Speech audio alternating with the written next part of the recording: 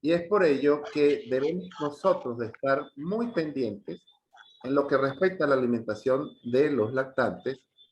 Y como venimos hablando hace bastante tiempo ya, la alimentación de los primeros niños. Una alimentación adecuada, como ya vimos, que previene la morbilidad y la mortalidad, previene en los primeros 5 años de vida el 31% de muertes, bien sea por la aplicación de la lactancia materna exclusiva, de una alimentación complementaria que debe ser guiada por un especialista que conozca de esto de una manera adecuada, la suplementación de zinc y la vitamina A. Esas 4 estrategias previenen un 31% de muertes en esos primeros 5 años de vida. Ahora, saliendo de las generalidades, vamos a hablar sobre lactancia materna. Y como sabemos todos, debe ser exclusiva hasta los 6 meses de edad, con una introducción gradual de los alimentos y debe prolongarse hasta los 2 años de vida y más. Es un alimento único y en los primeros 6 meses de vida no necesitan absolutamente nada más, que sabemos todos aportan los nutrientes suficientes para el desarrollo y el crecimiento de los lactantes en esa etapa. Pero por supuesto debemos tener cuidados y es algo que siempre me llama mucho la atención. Esto deberíamos dirigirlo quienes manejamos lactancia materna. Y como todos sabemos y ya hemos visto en distintas presentaciones, muchas veces no son ni siquiera las personas con algún mínimo de formación en salud, sino que es cualquier persona. Porque sabemos que una posición correcta para amamantar es aquella en que el niño y la madre están cómodas, que amamantar no duele y que debe ser algo placentero para ambos. El agarre es realmente muy importante, puesto que si no tenemos un buen agarre no va a haber un sello de una forma correcta y la succión no va a ser la adecuada. Todos estos pequeños detalles debemos nosotros comentarlos con los padres, comentarlos con la madre, que las entiendan y que las mamás sepan dónde tienen que ir a buscar la información. La mayoría de las guías dicen que la mamá tiene que estar en una posición recta, con la espalda pegada a la pared, al espaldar de la silla, en un ángulo de 90 grados. Y muchas veces estas posiciones son realmente incómodas para la madre y no permiten que haya un hecho placentero. Lo que sí es necesario es que la mamá tiene que estar cómoda, con los hombros relajados, debe tener un apoyo para sostener al niño cuando está sentada, ya que debe acercar el bebé hacia la mama, no llevarle la mama a la boca al niño, debe estar colocado de frente, es decir, abdomen con abdomen, debe ser a libre demanda.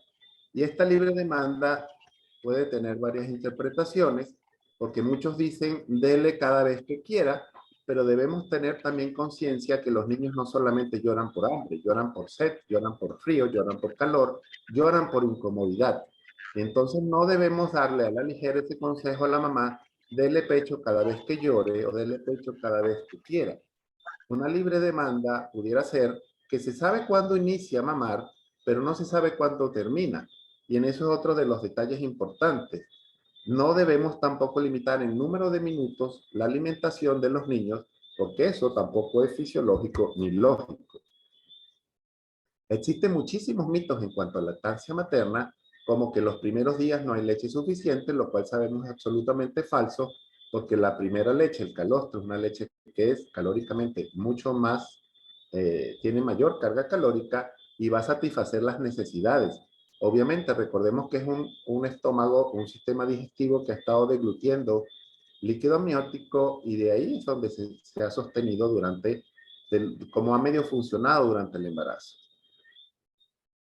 Las 2-3 gotas de calostro que se tienen en el primer día durante la bajada de la leche van a ser suficientes. Otro de los mitos es que algunas mamás no producen leche suficiente y eso no es cierto. Lo que sí hay muchas mamás que no conocen la técnica y muchas personas que se ponen a dar consejos, recomendaciones sin tener ninguna formación y no dan los mejores consejos. Otra de las cosas que escuchamos a veces es que se deben espaciar las tomas, porque mientras más espacio hay entre una toma y otra, los pechos se van a llenar más, lo cual no es cierto porque sabemos que la mayor proporción de la leche que consume el niño se va produciendo casi que en el mismo momento que los niños están mamando. Además, recordemos que existe una retroalimentación negativa. En la medida que los pechos están más llenos, la producción disminuye. Otra cosa que oímos con mucha frecuencia es que la fatiga y el estrés, la mala alimentación de la mamá o el bajo consumo de líquidos afecta la producción de la leche, y de esto realmente no ha sido demostrado. Dar pecho no duele. Al inicio, toda la literatura y con todas las mamás que podemos hablar nos van a decir que posiblemente duele, pero una vez que las mamás comienzan a hacer una técnica adecuada, el dolor pasa. Y generalmente el dolor ocurre porque el ordeño que el niño realiza con la lengua y el paladar, cuando no se ofrece suficiente pezón y areola para que haga su trabajo, pues lo sucede en el pezón y es una zona muy sensible. Que el niño se debe tomar ambos pechos cada vez que come, tampoco es cierto, porque eso va a depender de la cantidad de leche que la mamá pueda producir, del hambre que el niño tenga y de cuando esté o no saciado. Y que la mamá debe tomar leche para producir leche, que es un mito muy extendido. Los humanos somos los únicos mamíferos que tomamos leche después de la lactancia. Entonces realmente seríamos el único mamífero que necesitamos tomar leche para producir leche. Un mito completamente falso. Con la alimentación de las mamás es un punto en el cual muchas veces no nos terminamos de poner de acuerdo, porque cada pediatra o cada médico que ve una mamá tiene su forma de recomendar, pero en eso las guías son bastante claras. La mujer que da pecho debe tener una alimentación sana, natural y balanceada, pero es que muchas veces ni siquiera nosotros mismos sabemos que es una alimentación balanceada. Y ahí vienen los problemas. No se debe restringir alimentos a la mamá, ojo, alimentos, solamente para prevenir alergias, puesto que esto no ha sido demostrado. No se deben restringir alimentos a la mamá durante el embarazo para prevenir alergias, porque esto no está demostrado. Solo se debe hacer restricción de alimentos cuando hay una sintomatología asociada a alergia principalmente, y lo que recomiendan las guías es hacer una prueba terapéutica de 2 a 4 semanas, y recordemos que el principal productor de alergia es la proteína de la leche de vaca, seguida por otros alimentos, y esa sería la proteína que habría que restringir en las mamás. Claro, alimentos procesados, ultraprocesados, alimentos con aditivos químicos, colorantes, preservantes, conservantes, ya no entran en la clasificación de alimentación natural. Por lo tanto, esos serían los que habría que restringir. Algunos autores e instituciones científicas sugieren evitar el consumo del café o eliminarlo. Yo diría que cuando estamos haciendo una alimentación balanceada, pudiera haber un poquito de todo, lo que sea natural y sano, y ver cómo va evolucionando el niño. ¿Por qué hay que dar de la lactancia materna? Eso lo sabemos todos los pediatras. De una u otra forma nos lo machacan cada vez.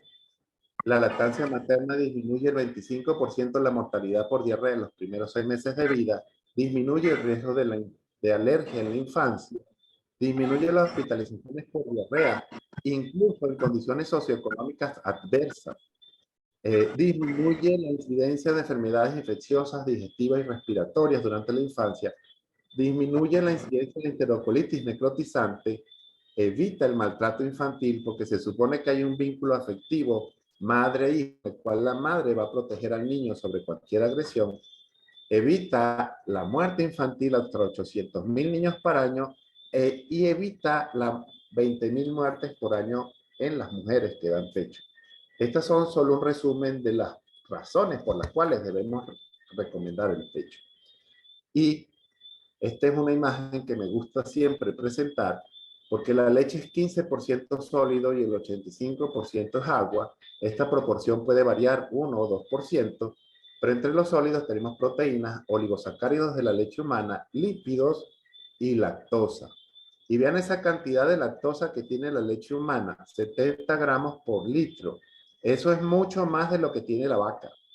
Así que por favor, jamás le digamos a una mujer que tiene su hijo intolerancia a la lactosa porque le sale una cruz en el examen de heces, y cosa que es completamente falsa, porque si el niño de verdad tiene intolerancia a la lactosa, la leche materna lo va a terminar matando.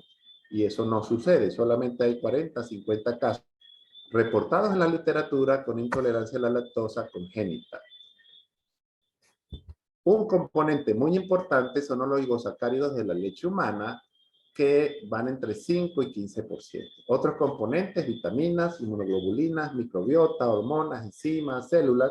Vamos a hablar un poquito de los oligosacáridos, que parece que están de moda, pero es que se conocen hace muchísimos años, pero es ahora, en los últimos 2, 4 décadas, que se han ido descubriendo los beneficios de este componente. Y los oligosacáridos no son más que cadenas entre 3 y 22 monosacáridos. La doctora Dianora Navarro hace un par de meses nos dio una conferencia excelente sobre este tema. Yo solamente voy a dar un resumen.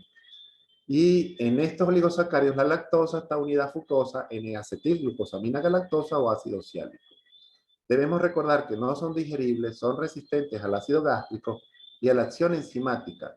Se sintetizan en la glándula mamaria y son más de 200 tipos, en mayor o en menor proporción. Su concentración varía, en el calostro son más abundantes, en la leche madura son menos abundantes y están determinados genéticamente. No todas las mujeres producen la misma cantidad y los mismos tipos de oligosacáridos, y hay inclusive variaciones regionales dependiendo de los continentes. Esto depende de una programación genética de cada dama, como por ejemplo el fenotipo materno secretor. ¿Cuál es la función de estos? Tienen un efecto en el desarrollo de la microbiota del recién nacido, sobre todo para la colonización de bifidobacterias y bacteroides, que crecen y proliferan porque los oligosacáridos son su único sustrato. Además, las bifidobacterias con estos oligosacáridos producen ácidos grasos de cadena corta, en especial el ácido propiónico, que tienen efectos antibacterianos, sobre todo contra gram negativos. Además, estimula y regula la respuesta de la mucosa digestiva desde el punto de vista inmunológico y desde el punto de vista de su desarrollo. Participan en la maduración del sistema del tubo digestivo, favorece el crecimiento selectivo de la microbiota residente, como ya comenté, tiene un efecto inmunomodulador porque estimula la secreción de citoquinas y la actividad de células antiinflamatorias, tienen actividad antimicrobiana en los primeros meses de la vida, controlan funciones metabólicas, participan en la absorción de nutrientes e incluso tienen actividades de la vida prenatal. En este resumen vemos en la luz intestinal, hacia el lado izquierdo de ustedes, los globos azules, cómo los oligosacáridos están ahí, porque el niño los está tragando de la leche materna, y en el epitelio ejercen sus funciones, tanto en las células caliciformes, en la proliferación de células de la cripta, en el incremento de la función de barrera, como prebióticos, y tienen influencia en el equilibrio de la microbiota. Además, en el torrente sanguíneo participan en la secreción de citoquinas, se unen a monocitos, a linfocitos neutrófilos y, por supuesto, tienen influencia en el sistema inmunológico. Ellos, por sí mismos, son capaces de engañar a las bacterias patógenas, puesto que su conformación tridimensional permite que las bacterias patógenas se unan a ellos, pensando que es el switch, que es el sitio de unión en el epitelio de la mucosa, porque conforman estructuras similares al glicocálix, y eso hace que el peristaltismo intestinal se lleve esas bacterias. Además, como entran al torrente sanguíneo, tienen capacidad de llevar ácido ciálico al cerebro, los oligosacáridos cializados, y participar de esa forma en la mielinización, participar de esa forma en la arborización dendrítica y en el desarrollo del sistema neurológico. Otro componente muy importante de la leche humana es la microbiota, del cual apenas se viene hablando hace unos 10 o 12 años, puesto que siempre se tenía que era un fluido prácticamente estéril, solamente contaminado con bacterias del ambiente, mas no se sabía que en su composición había microbiotas. Y siempre es muy importante recordar que somos holobiontes, es decir, somos individuos en los que convivimos diferentes especies para un desarrollo mutuo entre todos nosotros. Anteriormente se hablaba de que somos superorganismos, pero la definición correcta hasta ahora es la de holobionte. Y no es sino a partir del 2012, y este es probablemente el artículo que les presento, uno de los primeros, si no el primero, que informó sobre esto, de que la microbiota de la leche humana tiene más de 700 bacterias, hoy día van alrededor de las 1000, que el lactante recibe entre 10 a las 5 y 10 a las 27 bacterias por día, que las madres que tienen sobrepeso tienen una diversidad disminuida, y eso también sucede en nuestra microbiota intestinal, que las madres que tienen una cesárea electiva tienen una diversidad disminuida, y esto no se conoce por qué mecanismos que sucede, pero que las madres que hacen una cesárea no planificada, una cesárea de emergencia, la microbiota es similar a la del parto, y que estas bacterias participan en la colonización intestinal. Por supuesto, tienen un efecto beneficioso. Es una composición similar a la microbiota de la madre, la microbiota de la leche humana. Tiene función igual que la microbiota de prevenir infecciones, de estimular la maduración del sistema inmunológico, similar a la microbiota que se está desarrollando en el intestino del recién nacido. No se ha demostrado exactamente de dónde salen los microorganismos de la leche humana, pero hay dos teorías que son las que más se han aceptado. La uno es la teoría de la contaminación y un flujo retrógrado, que la leche y los conductos galactóforos por reflujo de la microbiota del pezón de la madre, de la piel de la madre y de la cavidad oral del niño, digámoslo así, invaden, contaminan toda la glándula mamaria. Y la otra, que es la migración activa, y es la que ocurre por una circulación enteromamaria endógena, en las cuales las células dendríticas del intestino y las células inmunológicas captan las bacterias de la mucosa intestinal y la transportan vía sanguínea hasta la mama. Y de esa forma se van aportando los microorganismos a la leche humana. Y de la circulación enteromamaria es la imagen que están viendo a su derecha, y de cómo las células dendríticas captan las bacterias, la imagen que tienen en la parte inferior izquierda. A mi entender, perdón, esta sería la vía más lógica para la conformación de la microbiota humana. Disculpen. Una parte muy importante de la cual nosotros debemos hacernos cargo para que haya éxito es de explicar de la mejor forma y más clara posible a las mamás cómo amamantar. Comenzar por el último pecho hasta que se lo coma todo, darle todo lo que quiera cuando corresponde, sin horarios estrictos, porque debemos recordar que esa norma de que tiene que ser cada 2 horas, cada 3 horas, de una forma estricta, puede que en ocasiones no a todos los niños sean así, y debemos estar muy pendientes de las falsas contraindicaciones. Falsas contraindicaciones que aplicamos a veces la familia, que aplican en las instituciones y que aplicamos los pediatras. Las hepatitis A, B y C no tienen contraindicación. Las madres con hepatitis A, B o C no tienen contraindicación de dar lactancia humana, excepto que haya lesiones en el pezón que estén sangrando, en el caso de la hepatitis B o C. La hepatitis C, la transmisión vertical y a través de la leche humana es realmente ineficiente.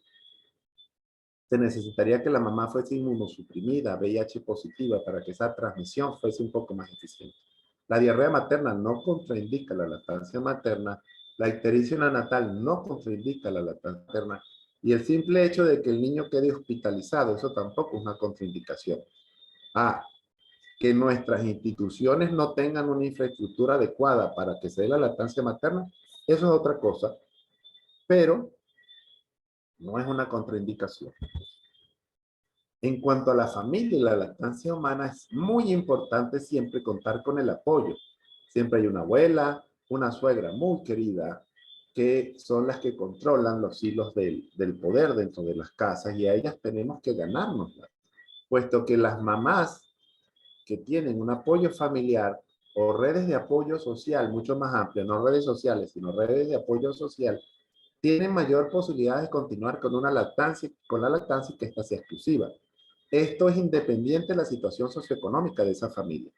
Por supuesto, en las madres adolescentes la familia tiene una mayor influencia, y más si son unas madres adolescentes que no tienen que no tienen una familia propia, que salieron embarazadas y que siguen con su familia materna, por ejemplo. Las familias pequeñas, 3, 4 miembros y nucleadas, la literatura informa que favorecen la lactancia materna, igual que las familias funcionales. Y en estas, la lactancia materna exclusiva. Por supuesto, familias ampliadas, familias quizás monoparentales y familias disfuncionales no prestan suficiente apoyo a la lactancia humana. ¿Y cuál es el papel del padre? Y aquí decimos el padre, pero pudiera ser la pareja de la mujer.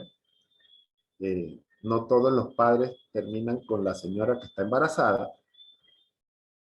Debemos tomar en cuenta que si para la mujer es un cambio, es una modificación completa en su vida, para su pareja, para el padre del niño también es igual, porque va cambiando todo en la casa. Una pareja se convierte en un trío.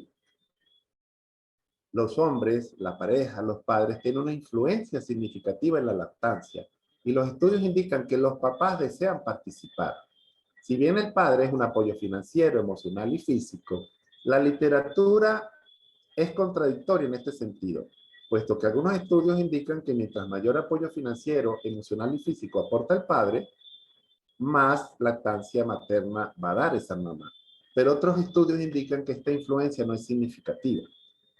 E incluso pudiera haber una influencia negativa, porque el padre se puede ver apartado, el padre se puede ver desincorporado a la diada, por supuesto, madre e hijo, y no se le permite la entrada por ninguna parte. Entonces los padres pudieran tratar de minar aquella relación tan intensa que se establece entre la madre y el niño. Obviamente la dependencia del recién nacido es infinita y pudiera ser una influencia negativa.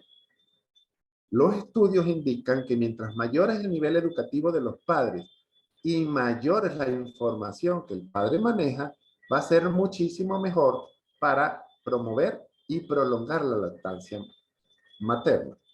Porque sabemos evidentemente que el padre en esto puede dar ese apoyo, pero no participa de una forma directa. Pero existe poca material y poca disponibilidad de material dirigido específicamente a los padres. Esto también lo informa la literatura, a pesar del deseo de que tienen ellos de participar. Por supuesto, los papás pueden colaborar en el resto de actividades domésticas, porque como todos sabemos, la lactancia materna exige dedicación, exige tiempo, y hay muchas cosas en casa, sobre todo cuando hay niños mayores, en las cuales los padres pudiesen colaborar, y eso lo describe la literatura. Y ahora la alimentación complementaria. ¿Qué sucede con la alimentación complementaria? Bueno, con la alimentación complementaria hay muchísimas discrepancias, puesto que ni siquiera en la definición exacta se ponen de acuerdo las instituciones. La Organización Mundial de la Salud dice que es el proceso que se inicia cuando la leche materna no es suficiente para cubrir los requerimientos nutricionales del lactante. Por lo tanto, son necesarios otros alimentos y líquidos. Y Sociedad Venezolana de Poricultura y Pediatría, Academia Americana de Pediatría, Sociedad Latinoamericana de Gastroenterología, Patología y Nutrición Pediátrica, no, la Sociedad Europea, nos indica que es cuando se introducen en la dieta alimentos diferentes de la leche, independientemente si es leche humana o fórmulas. Pero ¿por qué hay que dar alimentación complementaria? Por la brecha de requerimientos, tanto en energía, hierro, zinc. Es la mitad de requerimientos a partir de los 6 meses y 1/3 de los requerimientos. Y vamos a ver unas publicaciones de la misma Organización Mundial de la Salud. Vemos cómo, en el caso específico de la energía, la leche materna aporta todos los requerimientos necesarios hasta los 5 meses de edad, en cuanto a energía. Pero vemos que a partir de los 6 meses comienza a haber una brecha que se va ampliando en la medida que los meses van pasando, a medida que el niño va creciendo. Entonces esa brecha de energía, que ya no la puede satisfacer la leche humana completamente, se aporta con otro tipo de alimentos. Aquí podemos ver la brecha de energía, proteína, hierro y vitamina A en la primera etapa de la vida, en los primeros 2 años de la vida. Y podemos notar en esta imagen cuán importante es la brecha que ocurre en el hierro. Hace un par de meses, hace un par de semanas, estuvimos en Mérida y hablamos de un tema similar y tuvimos una mesa redonda de alimentación complementaria. Y la verdad es que yo como que me pegué con el hierro, hierro. Hasta que alguien del público preguntó que cuál era el empeño mío con el hierro y cuál es la importancia del hierro. Y dije dos palabras: desarrollo cognitivo. ¿Por qué? Porque sabemos que el hierro tiene el cerebro tiene un alto contenido de hierro. Y la neuroquímica del cerebro, con respecto al hierro, es dependiente del metabolismo, participa en la síntesis de neurotransmisores, participa en el crecimiento axonal y en la arborización dendrítica. Y si no le damos un suficiente aporte de hierro a ese pequeño humano de 6 meses, que está en pleno desarrollo, vamos a tener problemas en el desarrollo, en su neurodesarrollo a futuro. Por eso la importancia de cerrar esa brecha de hierro en esta etapa de la vida. El hierro, la falta de hierro produce hipomielinización y esto va a traer como consecuencia una disminución del ritmo de conducción nerviosa. Puede traer afectación motora y cognitiva, altera el metabolismo de las monoaminas, afecta la memoria, altera el lenguaje, el aprendizaje, logros escolares, las funciones conductuales y motoras, y vemos la importancia de este oligoelemento. ¿Cuándo debemos iniciar la alimentación complementaria? Esto es un tema de debate y vemos ahí como dos grupos de instituciones se enfrentan. La Sociedad Venezolana de Puricultura y Pediatría, la Academia Americana de Pediatría, la OMS y la Sociedad Latinoamericana de Gastroenterología, Patología y Nutrición Pediátrica indica que debe ser a los 6 meses. La Sociedad Europea de Gastroenterología, Patología y Nutrición Pediátrica y la Agencia Europea de los Alimentos indica que debe ser entre las 4 meses y 7 meses de edad, es decir, entre las 17 semanas y 26 semanas de nacido. Es un rango muy amplio que inicia a los 4 meses y unos días. Pero claro, cuando ellos hicieron esta recomendación en el año 2008-2009, principio del 2009, ellos claramente explicaron la razón por la cual ellos estaban modificando y estaban estableciendo este periodo de tiempo. Y ellos en el preámbulo o en la introducción de esta nueva norma, que al principio muchísimos no estuvimos de acuerdo y hubo gente que se dedicó a minarla, incluso dentro de la misma Europa, es porque ellos explicaron que ellos no tenían problemas de anemia prácticamente, sino en algunas poblaciones muy aisladas donde principalmente estaban los gitanos, pero sí tenían una gran cantidad de patología inmunológica autoinmune y que con esta introducción en estas etapas pretendían ellos promover la disminución de estas patologías, como alergias o patologías autoinmunes. Y por eso vemos que hay un enfrentamiento. Incluso aquí en Venezuela, la ley de comercialización de los subsidiarios y la ley de la lactancia materna indica que debería ser a los 6 meses. Pero en definitiva, ¿qué tenemos que tomar en cuenta para iniciar la alimentación complementaria? Las necesidades nutricionales, los hitos fundamentales del desarrollo neuromotor, la maduración de la función renal y gastrointestinal y, por supuesto, factores culturales, socioeconómicos y tradiciones tanto locales como familiares. ¿Qué deberíamos tomar en cuenta? Que el niño se siente con o sin apoyo, que tenga control del cuello, aunque algunas guías ahora mismo, 2023, están indicando que no sería tan importante, como levantar la cabeza, que lleve objetos a la boca. Lo que sí es importante es que haya desaparecido el reflejo de extrusión, porque es lo que va a permitir llevarle a la boca los sólidos al niño, que pueda succionar con una cucharilla y que sea capaz de comunicar hambre y saciedad. Y ojo, muy importante, que quien le está dando comida respete esta comunicación de hambre y saciedad. En cuanto al sistema gastrointestinal, las amilasas, la salival la tiene desde el recién nacido y las pancreáticas se completan su desarrollo funcional a los 6 meses. Las lipasas las tiene activas desde las 25 semanas de gestación. Las proteasas desde el nacimiento. Pero es muy importante que haya ocurrido el cierre de las uniones estrechas a nivel de la mucosa intestinal. Y esto ocurre aproximadamente a los 4 meses de edad. Si este cierre de uniones estrechas no ocurre, eso va a permitir el paso a través de la mucosa de macromoléculas que pudieran disparar al sistema inmunológico.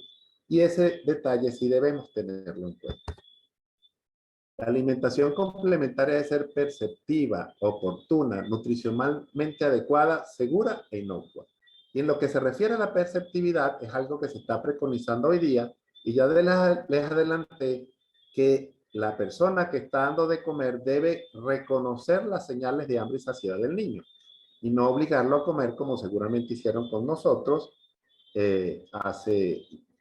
cuando correspondió. Debe ser oportuna porque debe iniciar en el momento adecuado y nutricionalmente adecuada, es decir, que se le aporte lo que se tiene que aportar. Y eso lo sabemos si conocemos las brechas, es decir, alimentos ricos en hierro por lo menos. Segura e inocua, que el niño no se vaya a enfermar, que sea preparado de una manera adecuada y que por supuesto en espacios y con instrumentos que sean higiénicos para no ir a producir enfermedades. En cuanto a la técnica de iniciar la alimentación complementaria, si bien antes se probaban 3 días cada alimento, 4 días cada alimento y empezábamos con super licuados y se iban llevando los licuados un poquito más espesos, pero todo era como en cremas y en sopas, que es la forma más tradicional. A esto se le enfrentó el Baby Lead Weaning, que es una alimentación complementaria dirigida por el niño, pero con esta alimentación complementaria en la cual se preconiza que el niño tome los alimentos sólidos y los coma él mismo, se sugiere las guías, los que defienden eso, recomiendan que sean trozos de verduras que sobresalgan de la mano del niño de manera que los pueda comer. Con esto surgieron dudas y preocupaciones por los riesgos de ahogamiento y el riesgo de que no se pudiera controlar lo que realmente el niño consume. Y para eso surgió el BLIS, que no es más sino que dirigir la atención del niño hacia los alimentos ricos en hierro. Sabemos hoy día que no es necesario usar 3 días, 4 días un mismo alimento para ver las reacciones, porque si bien hay reacciones inmediatas que se pueden presentar, hay reacciones tardías que pueden tener horas o incluso semanas en aparecer. Entonces, porque yo pruebe un alimento 3 días en esta primera semana y el niño no hizo una reacción inmediata, no me garantiza que dentro de algunas semanas no la vaya a hacer. Entonces, realmente eso hoy día no tiene lógica. ¿Cuál sería la mejor manera para alimentar a un niño? Es necesario que el niño tenga su experiencia sensorial con las diferentes texturas, olores, colores y sabores, y por supuesto el tacto, pero debemos tener garantía de que está recibiendo la cantidad suficiente de alimentos y está recibiendo lo que debe recibir. En cuanto al riesgo de atragantamiento o el riesgo de ahogamiento, pues los reportes de los estudios indican adicionalmente información que es sorpresiva. Hay el mismo riesgo de que el niño se ahogue con Baby Lead Weaning que con alimentación complementaria con la técnica tradicional. Entonces, en ese sentido, no deberíamos estar muy preocupados. Lo que sí nos debe preocupar es que reciban la cantidad de alimentos necesarios y que todo esto se haga de una manera perceptiva, de una manera armoniosa, de manera que no vaya a producir riesgos de trastornos de alimentación. Por supuesto, siempre garantizando que el niño reciba alimentos ricos en hierro y sean nutricionalmente adecuados. Aquí vamos, la tradicional que es papillas y puré, los grumos a los 10 meses. Se usa cucharilla y plato, un alimento diario por cada 3 días. Al mes de iniciado ya debe haber comido verduras, frutas, cereales, alimentos de origen animal y o leguminosas y grasas. Diferentes sabores, dulce, salado, ácido, amargo y umami, y se debe hacer entre 10 y 15 intentos para que pueda aceptar el alimento. Recordemos que el niño viene mamando durante estos 6 meses y va a cambiar totalmente su alimentación, porque de obtenerlo del pecho materno, líquido, siempre a una temperatura adecuada, va a comenzar a experimentar una alimentación completamente diferente, porque va a tener diferentes sabores, dulce, salado, ácido, amargo, umami, va a tener diferentes texturas que van desde los sólidos, los líquidos, obviamente olores, sabores, colores distintos. Se necesitarían 10, 15 intentos y hasta más. El baby lead weaning, para las personas las familias que deseen aplicar solamente esta técnica, que está muy de moda porque los influencers, los llamados influenciadores hoy día de las redes sociales, lo preconizan muchísimo. Las guías sugieren que esas familias deben ser asesoradas por personal médico que conozca del tema o nutricionistas capacitados. Que hay que considerar los riesgos: dificultad para estimar la ingesta y el aporte de nutrientes, ya se lo comenté, los riesgos de ingesta insuficiente de energía, los riesgos de aportes inadecuados de hierro, los riesgos de alto consumo de sal, náuseas, riesgos de asfixia debido a una inadecuada madurez del niño para poder llevar adelante bien sea el baby led weaning o el bliss. ¿Cómo deberíamos iniciar la alimentación complementaria? La OMS indica que tiene que ser con alimentos ricos en hierro e incluso recomienda carnes rojas y vísceras, hígado. A muchos no les puede gustar el hígado y todo el mundo se puede horrorizar con esto, pero es la recomendación OMS. Y también recomienda cereales infantiles fortificados. Un alimento diario, máximo cada 3 días. Deben ser saludables: verduras, frutas, cereales, proteínas. Todos los sabores las primeras 2-3 semanas de vida, de las 2-3 semanas de inicio de la alimentación complementaria, y al mes, 4 de los 4 o 5 grupos de alimentos debe haber tenido ya experiencias con estas comidas. Con diferentes características sensoriales como la textura, el sabor y el olor. El ofrecimiento debe ser frecuente y oportuno, de 6 a 8 meses, de 3 a 4 cucharaditas, de 9 a 11 meses, entre 4 y 8 cucharadas, de 12 a 24, entre 8 y 12 cucharadas. Este es más o menos el ritmo en el cual debemos seguir. Para iniciar, no se debe retrasar la introducción de alimentos potencialmente alergénicos, ni porque tengamos los antecedentes familiares de alergia conocida. Debemos recordar ofrecerlo del yodo o alimentos suplementados con yodo, que acá en Venezuela es la sal, perdón, pero sal y azúcar no debe ser antes de los 3 años.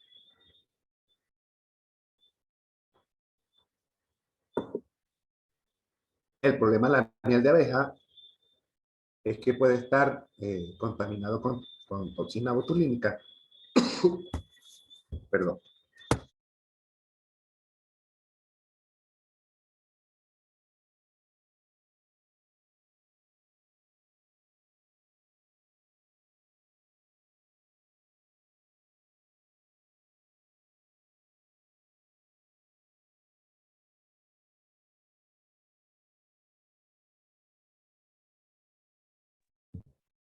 Gracias. Recordemos que sal y azúcar debe ser ofrecido a partir de los 3 años de edad. Ay, perdón. Evitar la cafeína, el té, las bebidas carbonatadas, por supuesto. Y la Academia Americana de Pediatría recomienda que los niños deben recibir 5 onzas de jugo hasta los 6 años. Nuestra cultura es de mucho jugo, pero recordemos que la fruta debe ser consumida como viene de manera natural. ¿Cuáles son los riesgos de iniciar la alimentación complementaria más temprano? A corto plazo, atragantamiento, disminución de la biodisponibilidad de hierro y zinc, riesgos elevados de diarrea aguda, riesgos elevados de alergia alimentaria.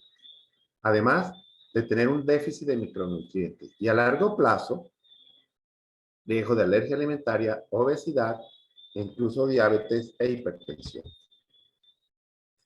Si iniciamos muy tarde la alimentación complementaria, ¿qué puede suceder? Puede tener dificultad para deglutir, puede generar hábitos de alimentación inadecuados, riesgo de vómito, de rechazo al alimento, de que no aprenda a seleccionar de una forma adecuada y de que presente alergia alimentaria. La alimentación complementaria es algo de lo que hablamos tanto, tan frecuente todos los días. Sin embargo, hay mitos completamente falsos. Muchos dicen que no tiene importancia de hablar de esto, que los niños hagan la alimentación complementaria como debe ser, igual van a crecer. Sí, igual van a crecer. pero posiblemente con riesgos de alergia, con riesgos de enfermedades crónico-degenerativas.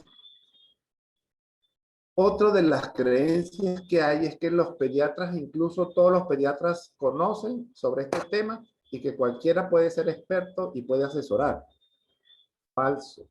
Esto está cambiando tanto en los últimos 10 años y en las últimas guías, en los últimos años, que hay que estar siguiéndole la pista. Otros indican que la tradición familiar y cultural ofrece garantías suficientes para que la alimentación complementaria suceda de una forma adecuada, y no es cierto. ¿Que hay normas bien fundadas? Ninguna. Esto ha cambiado en los últimos 8 años, 10 años, del cielo a la tierra. ¿Que cualquiera puede hacerlo sin haber estudiado el tema? Sí, cualquiera lo puede hacer, pero para los conceptos actuales no todos lo hacemos de una forma adecuada. Que el vegetarianismo de la madre y el niño solo produce beneficios, lo cual es absolutamente falso. Si alguna mamá nos dice a nosotros que quiere que la alimentación complementaria del niño sea absolutamente vegetariana, debemos realmente ofrecerle una asesoría adecuada. Pero las guías más recientes, incluso la guía de la Sociedad Latinoamericana de Gastroenterología, Hepatología y Nutrición Pediátrica, publicadas ahora en enero de este año, indican que no se puede dar alimentación complementaria vegetariana por los riesgos que traen a futuro en el desarrollo de ese niño. Que las bebidas vegetales o las mal llamadas leches de soya, leches de avena, leches de almendras, suplen con garantía la lactancia. No, esas son bebidas vegetales que no ofrecen ninguno de los nutrimentos que ofrece, por supuesto, la lactancia humana. Un bono extra, y de esto me gusta mucho hablar, porque aquí en el estado Trujillo hay crías de este mamífero y comercializan mucho los derivados de este mamífero, incluso colegas que lo recomiendan. Y es la leche de la cabra. Y la verdad es que no lo entiendo por qué. Quizás pensarán que como es un mamífero chiquito, la leche, no sé, es adecuada para los bebés chiquitos. No lo entiendo. Y podemos ver si tiene la leche de vaca y cabra. Como vemos, les había comentado que la leche humana tiene mucho más lactosa que aquella. Vemos que tienen la de cabra más grasa que la humana. En cuanto a proteínas, ambas superan a la humana. La lactoalbúmina pues tienen un poquito menos, pero como vemos de caseína tienen enorme cantidad por encima si comparamos con la leche humana. Además tienen menos cantidad de vitamina D, vitamina B12, hierro y folatos. Y ya les hablé un poquito del hierro, no me pego con eso. Tiene mayor cantidad de grasas saturadas, mayor cantidad de colesterol plasmático y produce más riesgo de producir anemia en los lactantes, o sea que no sé cuál es el beneficio. Y en cuanto a este otro dato, tiene mayor riesgo de alergia que la que produce la leche de vaca, por eso no se aconseja el uso. Y si vemos la beta-lactoglobulina, que es de las fracciones proteicas que más estimulantes del sistema inmunológico, la vaca tiene 52,8% y la cabra tiene 65,3%. Por favor, leche de cabra es leche entera de un mamífero pequeño comparado con la vaca, pero sigue siendo leche entera. Y la leche entera de vaca, como le digo yo a mis pacientes, leche completa para niños completos. Eso es cuando corren, caminan y hablan. Es decir, más allá de los 3 años. Muchísimas gracias por su presencia el día de hoy. Estamos a tope, hay 100 participantes. Espero que haya sido de su agrado, de su interés y bueno, quedo dispuesto a las preguntas. Muchísimas gracias. Muchísimas gracias, Rafael, por esta extraordinaria conferencia, muy bien, muy clara, muy bien explicada. Tenemos muchos saludos de todas partes, de Gracias. Trujillo, Lara, el doctor Olivero de Trujillo, Julio César, Ana Vázquez, manda muchos saludos, Juan José Pineda. Bueno, en realidad, aquí hay una de Ciudad Ojeda, Yolibel Millán. de Ciudad Ojeda. Manda saludos a la Comisión de Lactancia y a ti, Rafa. Carla Alvarado. A ver. Y bueno, vamos a iniciar entonces el ciclo de preguntas, si es que tienen alguna Si pregunta. quieres para la grabación. Sí, gracias por recordarlo.